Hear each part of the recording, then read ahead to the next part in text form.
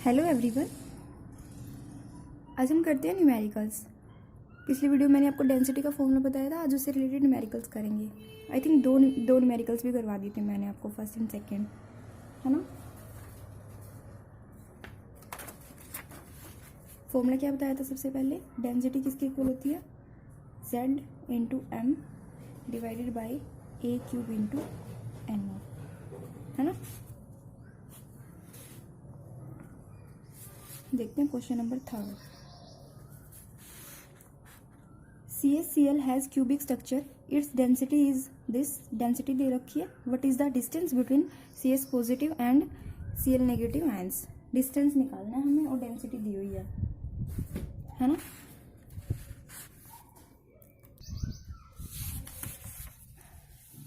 देखो यहाँ से, तो सबसे पहले ना डेंसिटी के फॉर्मूले से यहाँ से पहले देखो CaCl की ना BCC स्ट्रक्चर होती है।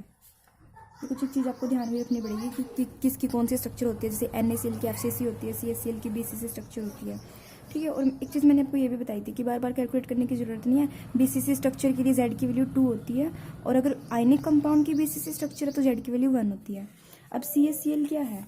आयनिक कंपाउंड है ना। इसने बोल भी रखा है, देखो Cs पॉजिटिव Cl नेगेटिव, यानी कि जो आयंस में ब्रेक हो सकता है वो क्या होता है? Ionic compound. तो इसके लिए Z की वैल्यू कितनी हुई? 1। Z की वैल्यू 1 है, फॉर्मूले में रखते हैं। डेंसिटी की वैल्यू कितनी दे रखी है इसने? डेंसिटी की वैल्यू दी हुई है 3.99 ग्राम पर सेंटीमीटर क्यूब, यानी कि 3.99 इज इक्वल टू Z की वैल्यू 1 पुट की मैंने m, और मुझे m भी चाहिए। मोलिकुलर मास कैसे कैलकुलेट करते हैं? CaCl का मोलिकुलर मास कैलकुलेट करो, सीजियम का प्लस क्लोरीन का। सीजियम का एटॉमिक मास दे रखा है इसने 133, प्लस क्लोरीन का कितना होता है? 35.5। कितना आएगा सोल्व करके? 168.5, ठीक है। मोलिकुलर मास में पुट कर दूंगी 168.5 डिवाइडेड बाई ए क्यूब। ए की वैल्यू मुझे नहीं पता, और एवोगैड्रो नंबर की वैल्यू मुझे पता है 6.022 इंटू 10⁻23, ठीक है। अब यहाँ से मैं ए निकाल लेती हूँ।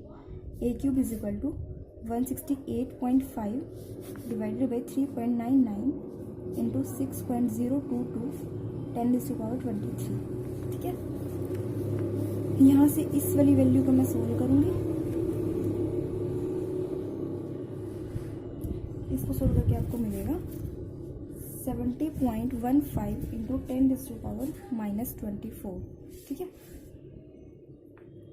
वो 10 की पावर तो एडजस्ट कर लोगे यहाँ से, पॉइंट वगैरह ये मिलेगा आपको यहाँ से। तो यानी कि ए की वैल्यू कितनी मिलेगी? 70.15 इंटू 10⁻24 की पावर 1/3, है ना। तो यहाँ से कैसे सोल्व करते हैं? 70 की पावर 1/3 क्यूब रूट 70 का कैसे निकालोगे? ये ना अप्रोक्सीमेट भी ले सकते हो आप। जैसे देखो 4 की क्यूब कितना होता है? 64, है ना। और अगर 5 की क्यूब देखें तो 125, है ना। ये तो बहुत ज़्यादा हो गया। ये किसके पास है? 70, 64 के आसपास ही है ना।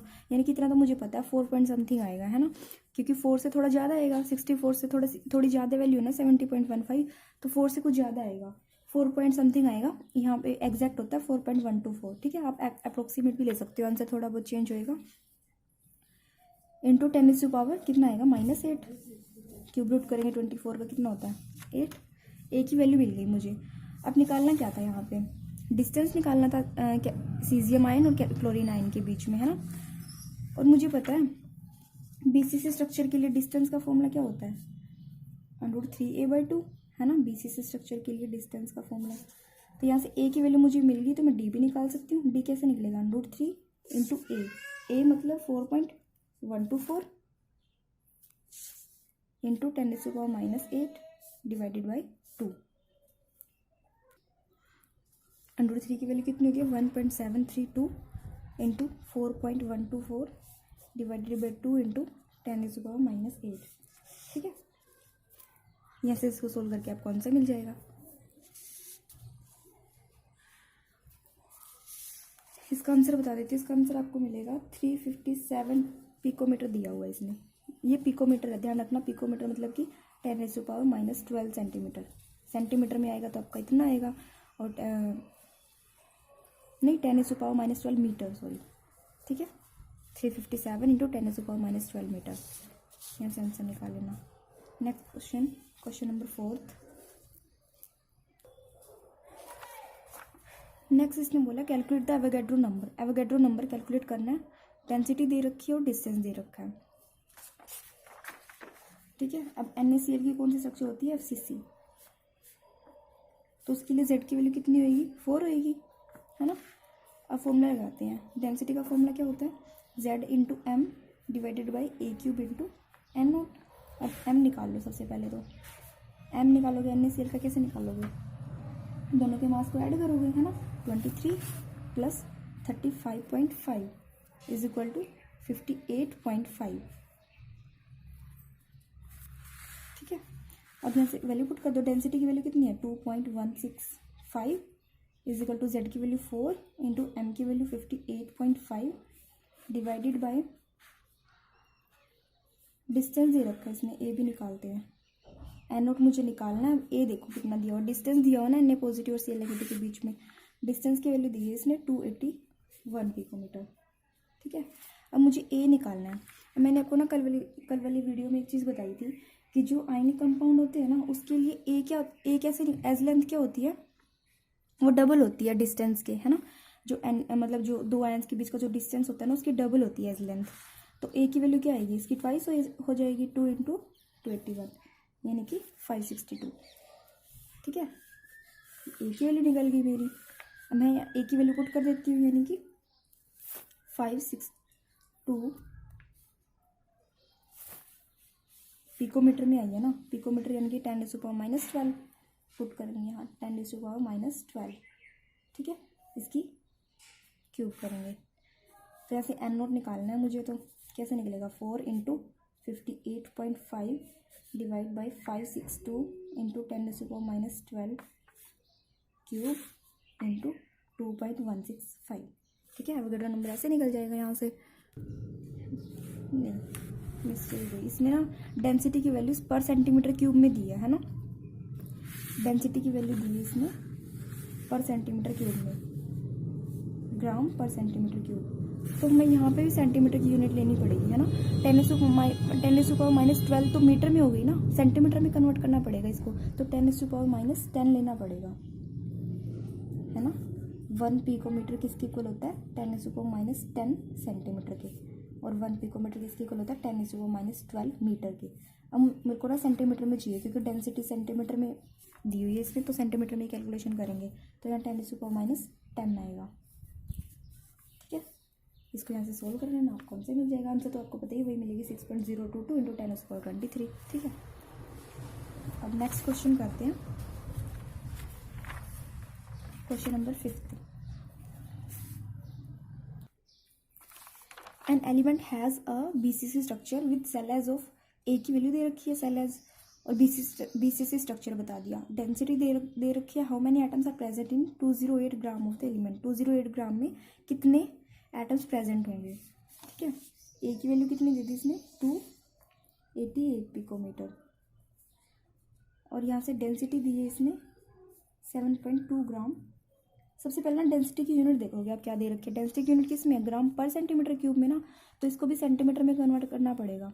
मैंने शायद एक क्वेश्चन में ना मीटर में कन्वर्ट करके करवा रखी है, उसको सही कर लेना। इसको सेंटीमीटर में कन्वर्ट करेंगे तो क्या आएगी, 288 इंटू 10⁻⁻10 सेंटीमीटर, ठीक है। अगर मीटर में करनी होती तो 10⁻⁻12 होता, तो सेंटीमीटर में करनी है तो 10⁻⁻10 सेंटीमीटर। A की वैल्यू मेरे पास, D की वैल्यू है। अब BCC स्ट्रक्चर के लिए मुझे Z की वैल्यू भी पता है, 2 होती है। For BCC structure Z is equal to 2, है ना। तो यहाँ से मैं फॉर्मूला लगाऊंगी डेंसिटी का, Z into M divided by A³ into N0। Density की वैल्यू कितनी दे रखी है, 7.2, 2 इंटू में M, मुझे नहीं पता कौन सा एलिमेंट है, क्या इसका मॉलिक्यूलर मास है, डिवाइडेड बाई A³ यानी कि 288 इंटू 10⁻⁻10 क्यूब इंटू 6.022 इंटू 10⁻23, ठीक है। यहाँ से मैं M निकाल लूँगी, M निकाल लोगे ना 7.2, ये मल्टीप्लाई में आ जाएगी यहाँ ये वाली चीज़, डिवाइडेड बाई 2, ठीक है। यहाँ से M आपका सोल्व करने के बाद आपको मिलेगा 51.8 ग्राम पर मोल, ठीक है। सोल्व तो कर ही लोगे ना, बस इसका क्यूब करना है यहाँ से, इसकी 10 की पावर -30 हो जाएगा, इसको सोल्व कर लेना है यहाँ से, ठीक है। अब पूछा क्या है इसने पूछा कि ना 208 ग्राम में कितने एटम्स प्रेजेंट है ना, मोलिकुलर वेट इतना में। अब ये मोलिकुलर वेट है 51.8 है ना। मोलिकुलर वेट क्या होता है, एक मोल का वेट है ना, यानी कि एक मोल सब्सटेंस, एक मोल एलिमेंट का जो वेट है ना वो इतना दे रखा है ना। तो यानी कि मैं क्या बोल सकती हूँ कि 51.8 gram of element contains 6.022 10⁻23 atoms है ना।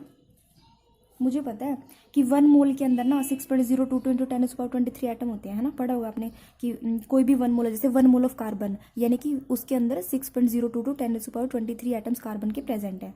और 1 मोल ऑफ नाइट्रोजन यानी कि उसके अंदर 6.022 10⁻23 एटम्स नाइट्रोजन के प्रेजेंट है ना। वैसे ही 1 मोल ऑफ ये जो भी एलिमेंट है यहाँ पे 1 मोल, इसका क्या मतलब है, 1 मोल का मतलब है कि इसके अंदर 6.022 इंटू 10⁻23 एटम्स प्रेजेंट है। यानी कि 1 मोल का क्या मतलब है कि 1 मोल का मोलिकुलर वेट कितना है 51.8, यानी कि 51.8 ग्राम के अंदर 6.022 इंटू 10⁻23 एटम्स प्रेजेंट है, ठीक है। और मुझे निकालना किसके अंदर है, 208 ग्राम के अंदर ना। 1 ग्राम के अंदर निकालूंगी तो कैसे निकलेगा, 6.022 सिंपल यूनिटरी मेथड लगा दो, 10⁻23 डिवाइड में चली जाएगी 51.8। अब मुझे निकालना किस में है, 208 ग्राम में निकालना है ना, तो इससे क्या करूँगी, इसको मल्टीप्लाई कर दूँगी 208 से, ठीक है। यहाँ से इसको सोल्व करेंगे, बस आपका आंसर मिलेगा। सिंपल यूनिटरी मेथड लगाया जो बचपन से लगाते आ रहे हो आप, तो यहाँ से सोल्व करोगे तो आपको मिलेगा 24.17 इंटू 10⁻23 24.17 इंटू 10⁻23, ठीक है, इजी था। नेक्स्ट करते हैं, ये सेम क्वेश्चन हम पीछे कर चुके हैं, वैसे ही देखो ट्राई करके आप कर सकते हो या नहीं। वीडियो को पोज करके एक बार खुद से देखो कर पाओगे या नहीं। X-ray diffraction studies show that copper crystallises in an FCC unit cell which cell edge, यानी कि ए की वैल्यू दे रखी है 3.608 इंटू 10⁻⁻8 सेंटीमीटर। इन कोई दूसरा एक्सपेरिमेंट किया, उसके अंदर जो कॉपर है ना उसकी डेंसिटी हमें इतनी मिली 8.92 ग्राम पर सेंटीमीटर क्यूब, ठीक है। और एटॉमिक मास निकालना है कॉपर का, m निकालना है। और इसने और क्या क्या इन्फॉर्मेशन है हमारे पास, एफसीसी स्ट्रक्चर दे रखी है। एफसीसी स्ट्रक्चर के लिए मुझे पता है जेड की वैल्यू कितनी होगी, एफसीसी के लिए 4 होगी है ना। तो यहाँ से फॉर्मूला लगा दूंगी मैं, density is equal to Z into M divided by A cube into N naught. अब मेरे पास डेंसिटी की वैल्यू भी दे रखी है, यानी कि रो की वैल्यू भी दे रखी है, जेड की वैल्यू मुझे पता है, एम मैं निकाल लूँगी, ए की वैल्यू मुझे पता है, एन नोट की वैल्यू मुझे पता है ना। यहाँ से आपका एम निकल जाएगा। निकालना क्या है, मोलिकुलर मास से तो निकालना है ना, इजी क्वेश्चन, सारी इन्फॉर्मेशन है मेरे पास, सिर्फ मुझे एम निकालना है। एम निकल, कॉपर का कितना होता है वैसे आपको पता भी होगा, 63 होता है ना, तो 63 आ जाएगा यहाँ से सोल्व करके। नेक्स्ट करते हैं क्वेश्चन नंबर 7। ये क्वेश्चन थोड़ा अच्छा है, एक बार सीबीएसई में भी पूछा गया है, ठीक है। इसने बोला है density of copper metal is 8.95 gram पर सेंटीमीटर क्यूब। कॉपर की डेंसिटी दे रखी है। If the radius of copper atom is this, radius भी दी हुई है। और पूछा है is the copper unit cell is a simple cubic, a BCC और एफसीसी, कि जो स्ट्रक्चर है ना वो सिंपल क्यूबिक है या फिर बॉडी सेंटर्ड है या फिर फेस सेंटर्ड है, हमें बताना है ना। एटॉमिक मास दे रखा है कॉपर का, Na दे रखा है ना। अब सारी वैल्यूज तो गिवन है मेरे पास, डेंसिटी भी है और ए की वैल्यू भी है। उसके बाद अब यानी कि जेड की वैल्यू पे डिपेंड करेगा ना, या फिर आप ये ना हिट एंड ट्रायल मेथड लगा के सोल्व होएगा। जैसे आप लेट कर लो कि जो स्ट्रक्चर है ना, सबसे पहले मान लो कि जो स्ट्रक्चर है वो सिंपल क्यूबिक है, ठीक है। Let the structure is simple cubic, ठीक है। स्ट्रक्चर सिंपल क्यूबिक है तो उसके हिसाब से कैलकुलेशन करो। सिंपल क्यूबिक के हिसाब से क्या होएगा, ए की वैल्यू क्या होती है सिंपल क्यूबिक में 2r, याद कर लिया होगा आपने जो मैंने कल बताया था, ए की वैल्यू 2r होती है। तो यानी कि 2 इंटू आर की वैल्यू कितनी है 127.8 पिकोमीटर, यानी कि 255.6 पिकोमीटर। और जेड की वैल्यू 1 होती है सिंपल क्यूबिक के केस में, है ना, सिर्फ कॉर्नर पे एटम प्रेजेंट होते हैं तो 1/8 इंटू 8 1। तो यहाँ से डेंसिटी निकालोगे तो क्या आएगी, Z into M divided by A cube into N naught. ठीक है, Z1 into M 63.54 divided by A cube यानी कि 255.6 इंटू 10⁻⁻10 क्यूब इंटू 6.022 10⁻23। तो यहाँ से ना सोल्व करके आपको 6.34 मिलेगा। ठीक है, लेकिन डेंसिटी की वैल्यू कितनी दे रखी है इसने, 8.98, और मुझे मिल क्या रही है डेंसिटी की वैल्यू 6.34। यानी कि अगर स्ट्रक्चर सिंपल क्यूबिक है ना तो डेंसिटी की वैल्यू तो इतनी मिलनी चाहिए, जबकि इसने बोला डेंसिटी की वैल्यू 8.95 है ना। यानी कि जो स्ट्रक्चर है ना वो सिंपल क्यूबिक तो है ही नहीं, है ना। अब नेक्स्ट ट्राई करते हैं कि जो स्ट्रक्चर है वो BCC है। अब BCC के लिए ट्राई करते हैं, कैलकुलेशन करते हैं BCC के लिए। अब BCC के लिए ए की वैल्यू कैसे क्या होती है, 4r/√3, है ना। तो ए की वैल्यू मैं निकालूंगी यहाँ से 4r/√3 यानी कि 1.732 इंटू आर की वैल्यू 255.6 पिकोमीटर, सोल्व करके मिलेगा 295.15। ठीक है, और जेड मुझे पता है सिंपल BCC स्ट्रक्चर के लिए जेड की वैल्यू 2 होती है। तो यहाँ से मैं डेंसिटी निकालूंगी Z into M divided by A cube into n naught. यहाँ से जो मैं डेंसिटी निकालूंगी ना उसकी वैल्यू आएगी आपकी 8.21। ठीक है, यानी कि जबकि दे क्या रखी है 8.95 लगभग, यानी कि 9 के इक्वल ही है ना, और ये तो 8.2 है, यानी कि ये वाली वैल्यू भी करेक्ट नहीं है डेंसिटी की, है ना। अगर 8.67 समथिंग कुछ होता फिर मैं मान लेती हाँ अप्रोक्सीमेट यही है तो यही है। अब तो ये तो इससे बहुत दूर है ना, ये तो बिल्कुल 8 के पास है, 8.2, 8.9 बिल्कुल 9 के पास है ना। तो यानी कि BCC स्ट्रक्चर भी नहीं है। अब मेरे पास लास्ट बचा कौन सी स्ट्रक्चर, FCC के लिए कैलकुलेशन करती हूँ। ठीक है, FCC के लिए कैलकुलेशन करेंगे तो वहाँ से ए की वैल्यू वहाँ कैसे निकलती है FCC के केस में, 2√2r। ठीक है, ये वाली वैल्यू तो आपने याद कर ली होंगी। तो यहाँ से 2 इंटू √2 यानी कि 1.414 इंटू 127.8। ठीक है, 361.4 पिकोमीटर। अब जेड की वैल्यू कितनी होती है FCC के लिए, तो 4 होती है ना जेड की वैल्यू। तो यहाँ से डेंसिटी निकालो तो क्या आएगी, Z into M divided by A cube into N naught, यानी कि 4 into M 63.5 divided by A cube यानी कि 361.4 इंटू 10⁻⁻10।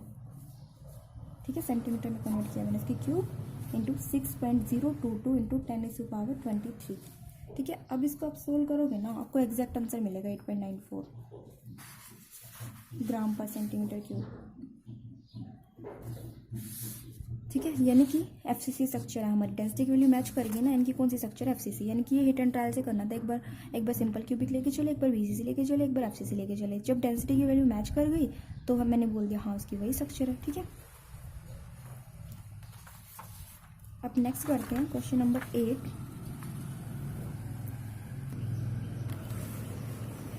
ये भी बहुत इजी क्वेश्चन है। Copper crystal has FCC structure, atomic radius of copper is this. Atomic radius they the, density निकालनी है। रेडियस दे दी कितनी, 128 पिकोमीटर, यानी कि 128 इंटू 10⁻⁻10 सेंटीमीटर। और क्या बोल दिया FCC स्ट्रक्चर है। FCC स्ट्रक्चर है तो मुझे पता है FCC स्ट्रक्चर में Z की वैल्यू कितनी होती है, 4 होती है ना। और FCC स्ट्रक्चर के लिए आपको ये बात भी पता है कि जो R होती है ना वो A/2√2 होती है ना। अब R की वैल्यू तो इतनी है तो मैं यहाँ से A निकाल सकती हूँ। A कितना, A कैसे निकलेगी, 2√2 इंटू R, 2 इंटू √2 यानी कि 1.414 इंटू R यानी कि 128 इंटू 10⁻⁻10। ठीक है, या फिर इसको ना पिकोमीटर में ही रख लो, अभी बाद में करना मर्जी आपकी। तो यहाँ से आपको वैल्यू मिलेगी, जो भी वैल्यू मिलेगी A की वैल्यू मिल जाएगी यहाँ से। ठीक है, A की वैल्यू मिल जाएगी। उसके बाद डेंसिटी निकालनी है। डेंसिटी तो क्या होती है, Z into M divided by A cube into N naught की वैल्यू पता है 6.022 इंटू 10⁻23। ए की वैल्यू यहाँ से निकल जाएगी, Z की वैल्यू पता है 4, और मोलिकुलर मास भी दे रखा है 63.5, एम की वैल्यू दे रखी है 63.5। ठीक है, डेंसिटी निकल जाएगी, है ना। इजी क्वेश्चन है, इसकी आंसर बता देती हूँ आपको, 8.94 आएगा ग्राम पर सेंटीमीटर क्यूब। ठीक है, उसके बाद 9th क्वेश्चन। नेक्स्ट क्वेश्चन में ये भी सीबीएसई में पूछा गया, ये भी सीबीएसई में पूछा गया, ये भी सीबीएसई में पूछा गया और ये भी सीबीएसई में पूछा गया। ठीक है, इजी क्वेश्चन है सारे, खुद भी कर सकते हो। अब 9th क्वेश्चन देखो, खुद ट्राई करके, इजी है। आयरन हैज़ बीसीसी, बस इसलिए करवा रही हूँ कि सीबीएसई में पूछूँ एक बार, वैसे तो आप कर सकते हो। पीछे मैंने मतलब इस तरह के कई क्वेश्चन करवा दिए आपको। Iron has a BCC unit cell with cell edge, a की वैल्यू दे दी ना 286.65 पिकोमीटर, यानी कि 286.65 इंटू 10⁻⁻10 सेंटीमीटर। डेंसिटी दे दी 7.87 ग्राम पर centimetre cube. Avogadro number calculate करना है और मास भी दे दिया 56 ग्राम पर मोल। ठीक है, अब यहाँ से क्या इन्फॉर्मेशन है, जेड में बता सकती हूँ बीसीसी के लिए क्या होता है। जेड की वैल्यू 2, मतलब जहाँ भी आपको बीसीसी दिखे ना जेड की वैल्यू 2 रख दो, और आयनिक कंपाउंड है तो जेड की वैल्यू 1 रख दो। ठीक है, तो डेंसिटी क्या होती है, Z into M divided by A cube into n naught. यहाँ से मैं एन नोट निकाल सकती हूँ ना, डेंसिटी है मेरे पास, जेड भी है मेरे पास, एम भी है मेरे पास, ए भी है मेरे पास, है ना, तो मैं यहाँ से एन नोट निकाल लूँगी। ठीक है, आंसर बता देती हूँ। एन आंसर भी क्या बताना है तो पता ही आपको, एन की वैल्यू कितनी होती है 6.0 समथिंग कुछ आएगा इंटू 10⁻23। अब यहाँ से एक क्वेश्चन बचा, क्वेश्चन नंबर 10। ये भी इजी है, कुछ भी नहीं है। सिल्वर के लिए बोला हुआ एफसीसी स्ट्रक्चर है ना सिल्वर की, एफसीसी के लिए जेड की वैल्यू कितनी लोगे, एफसीसी के लिए जेड की वैल्यू 4 लोगे। एज लेंथ दे रखी है ए की वैल्यू, यानी कि 4.077 इंटू 10⁻⁻8 सेंटीमीटर। ठीक है, एटॉमिक मास निकालना है, एन एवोगैड्रो नंबर दे रखा है 6.022 इंटू 10⁻23, है ना। डेंसिटी दे रखी है 10.5 इंटू, सब कुछ गिवन है, बस मास ही गिवन नहीं है, मास ही निकालना है, बाकी फॉर्मूले में जो भी वैल्यू चाहिए होती है सब कुछ दे रखी है इसमें। डेंसिटी क्या होती है, डेंसिटी होती है Z into M by A cube into N. नहीं, मैं एम निकाल लूँगी, मेरे पास डेंसिटी भी है, ए भी है, जेड भी है और एवोगैड्रो नंबर भी है ना। यहाँ से मास निकल जाएगा आपका, कितना होता है मास 106.54, कैलकुलेशन करके आएगा आपका मास की वैल्यू 106.54। ठीक है, इजी थे क्वेश्चंस, एक बार फिर से इनको प्रैक्टिस कर लेना क्योंकि बहुत इंपॉर्टेंट है। देख लो यहाँ ये भी सीबीएसई में है, ये भी हर क्वेश्चन, हर बार कोई ना कोई क्वेश्चन आता है डेंसिटी से रिलेटेड, है ना। इसको अच्छे से प्रैक्टिस कर लेना।